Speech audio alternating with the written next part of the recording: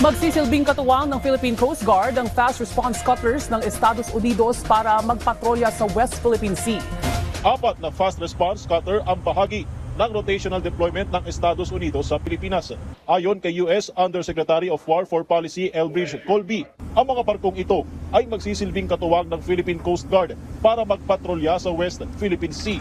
Sa mga isinagawang maritime cooperative activity sa mga nakalipas na buwan, naging kalahok na ang mga barkong ito ng U.S. Coast Guard. Tiniyak din ni Colby ang patuloy na suporta ng U.S. sa Pilipinas pagdating sa resilient infrastructure at operasyon ng siyam na EDCA site sa bansa. Hindi rin umano iniiwan ng Estados Unidos ang Asia.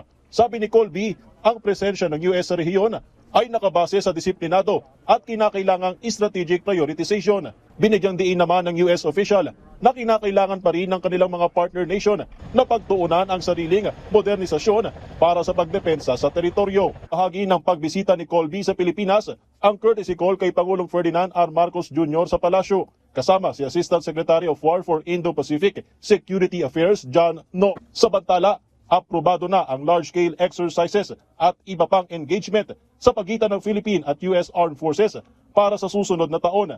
Nilagdaan ito sa isang 8-star memo ni na Armed Forces of the Philippines Chief of Staff General Antonio Navarrete at US Pacific Command Commander Admiral Samuel Paparo. Pinagtibay rin ng dalawang opisyal sa taunang Mutual Defense Board Security Engagement Board na isinagawa sa Camp Aguinaldo ang Mutual Defense Treaty ng Pilipinas at Amerika na magdiriwang ng ika-75 anibersaryo ngayong buwan.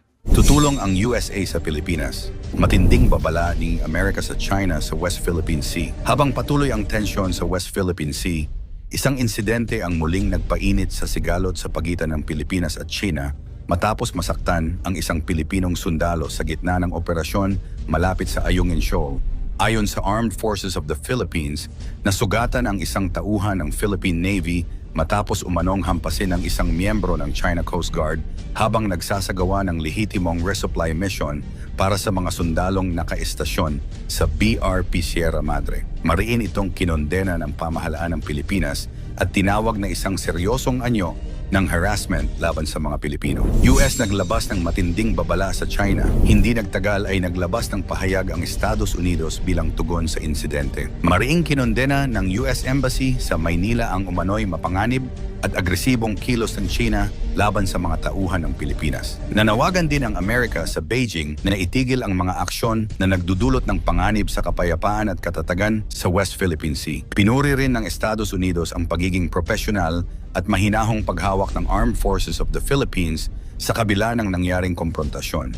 Bagamat matindi ang naging pahayag ng Washington, wala pa itong inanunsyong direktang aksyong militar kaugnay ng pinakahuling insidente. Tutulong ba ang US kung muling atakihin ang Pilipinas? Isa sa mga madalas na tanong ng publiko ay kung papasok ba ang Amerika sa anumang labanan sakaling lumala pa ang tensyon sa West Philippine Sea. Batay sa umiiral na Mutual Defense Treaty o MDT ng Pilipinas at Estados Unidos, maaaring magkaroon ng obligasyon ang Amerika na tumulong kung magkakaroon ng armadong pag-atake laban sa armed forces, public vessels, o military aircraft ng Pilipinas sa Pacific, kabilang ang South China Sea. Gayunman, hindi nangangahulugan na bawat insidente ng harassment ay automatikong magre-resulta sa pagpapadala ng mga sundalong Amerikano. Karaniwang sinusuri muna ng magkabilang pamahalaan ang bawat pangyayari bago magpasya kung anong hakbang ang naayon sa kanilang kasunduan at sa umiiral na sitwasyon. Sa ngayon, ang pangunahing suporta ng Estados Unidos ay nananatili sa diplomatikong pagkondena, pagpapakita ng suporta sa Pilipinas at pagpapatuloy ng malapit na ugnayang pangseguridad ng dalawang bansa. Sa kasalukuyan, malinaw ang mensahe ng Estados Unidos. Suportado nito ang Pilipinas at nananawagan itong igalang ang international law at panatilihin ang kapayapaan sa West Philippine Sea. Init pa na tensyon, naghanda na ang Pilipinas gamit ang tulong ng US. Mula sa Amerika, dumating na ang mga bagong armas. Hindi lang ito basta-basta. Isang buong defense system ang binigay ng Amerika sa Pilipinas bilang bahagi ng kanilang lumalalim na ugnayang militar. Ang tinatawag na Navy Marine Expeditionary Ship Interdiction System, Nemesis, ay isang mobile missile launcher system na kayang pabagsakin ang mga barko sa loob ng ilang minuto. Kasama rin dito ang MADIS o Marine Air Defense Integrated System na kayang basagin ang mga drone o eroplano na sumusubok na sumalakay sa ating airspace.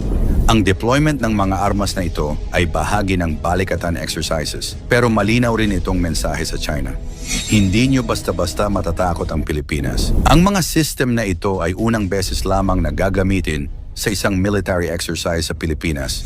Isang senyales na seryoso ang US sa pagpapalakas ng presensya nila sa Indo-Pacific. Sa mga darating panataon, posibleng umulan ng military aid sa Pilipinas mula sa Estados Unidos. Ayon sa mga ulat, 2 bilyong dolyar ang posibleng maaprubahan na tulong militar mula 2026 hanggang 2029 bilang bahagi ng pagsuporta ng US sa mga kaalyado nito sa harap ng lumalakas na tensyon sa rehiyon. Dagdag pa ito sa naunang ipinangakong 500 milyong dolyar mula mismo sa dating administrasyon ni Presidente Joe Biden. Hindi ito basta donasyon lang, malamang ay gagamitin ng malaking bahagi ng pondo para bumili ng 20 F-16 fighter jets, mga high-performance na jet fighter mula sa Amerika na kayang lumaban sa mga Chinese J-20 at iba pang advanced aircraft. Dagdag pa rito, tapos na ring i-deploy ng South Korea ang mga FA-50 light fighter jets na binili ng Pilipinas.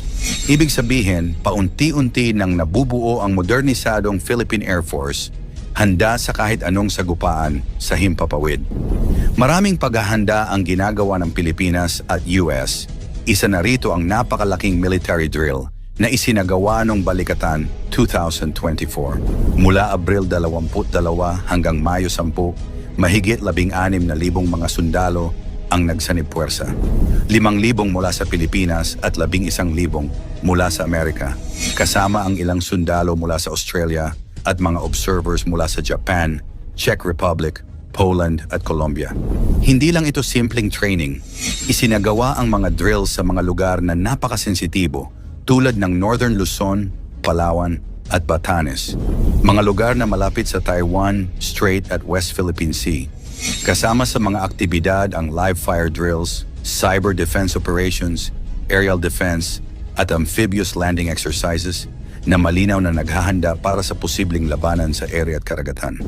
Ang mensahe ay simple, handa ang Pilipinas at mga kaalyado nito kung sakaling lumala pa ang tensyon sa rehiyon. Ibig sabihin, tahimik ngunit agresibo ang kilos ng China na tila gustong ipakita kung gaano kalawak ang kanilang kayang galawan at gaano sila kadeterminado sa pag-aangkin ng mga bahagi ng karagatan. Kasunod ng tensyon sa dagat, dumaan naman ang USS William P. Lawrence, isang US guided missile destroyer sa gitna ng Taiwan Strait noong April 23. Ayon sa Amerika, ito ay bahagi lamang ng kanilang Freedom of Navigation Operations o karapatan ng lahat ng bansa na malayang makadaan sa international waters.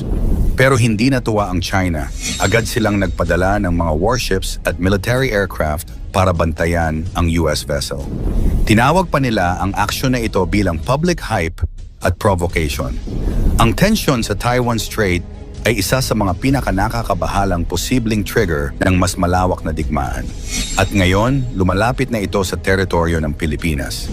Habang abala naman sa military movements ang China, may isa pang malaking sugat na unti-unting lumalala, ang epekto ng trade war sa kanilang ekonomiya. Dahil sa mataas na tariffs na ipinataw ng Amerika, maraming mga Chinese factory ang nalulugi at nagsasara. Halimbawa, isang Volkswagen factory sa Nanjing ang tuluyang isinara matapos ang 16 na taon ng operasyon. May mga protesta ng manggagawa dahil hindi na ibigay ang kanilang sahod, isang malinaw na senyales ng krisis. Pati ang malalaking tech companies tulad ng Temu ay nagsimula ng makaramdam ng epekto. Lalong tinatamaan ang mga small at medium-sized businesses na siyang bumubuo ng backbone ng ekonomiya ng China. Sa dami ng kaganapan, iisa lang ang malinaw. Lumalalim ang papel ng Pilipinas sa pandaigdigang banggaan ng mga makapangyarihang bansa. Ang dami ng armas, sundalo at military aid na pumapasok sa bansa ay indikasyon na ginagawang base militar ang Pilipinas. Hindi lang para sa depensa, kundi para sa posibleng opensiba ng Amerika sa oras na lumala pa ang tensyon. Ang Balikatan drills ay tila rehearsal na para sa isang totoong digmaan. Hindi lamang aksidente kung saan ginaganap ang mga exercises tulad ng malapit sa Taiwan at West Philippine Sea. Strategic location ito. Malinaw na pinapakita ng US na sa oras ng gyera, kasama ang Pilipinas sa frontline. Dagdag pa rito, ang mga underwater drones ng China ay senyales na may long-term espionage o plano ang China sa mga karagatan natin. Sa mga kilos nila sa Taiwan Strait at sa loob mismo ng ating maritime borders, malinaw, sinusubok nila ang hangganan ng pasensya ng Pilipinas. Kung pagbabatayan ang lahat ng ebidensya mula sa high-tech na armas, malalaking military exercises, tensyon sa karagatan, hanggang sa epekto ng trade war, makikitang ang buong rehiyon ay parang nasa bingit na ng kaguluhan. At ang Pilipinas, tila nadadamay. Mahalagang tanong ngayon, handang-handa ba tayong ipaglaban ang ating soberenya? O baka naman pinapaikot lang tayo sa gulong ng mga superpower na may sariling agenda? Sa panahon ngayon, hindi sapat ang tahimik na diplomasya. Kailangan ng matibay na liderato, malawak na kaalaman, at higit sa lahat, malakas na paninindigan para sa bayan. Ano ang dapat gawin ng Pilipinas dahil sa posibleng pagkakaipit nito sa sitwasyon? I-komento mo naman ito sa ibaba. Huwag kalimutang i-like at i-share. Maraming salamat at God bless.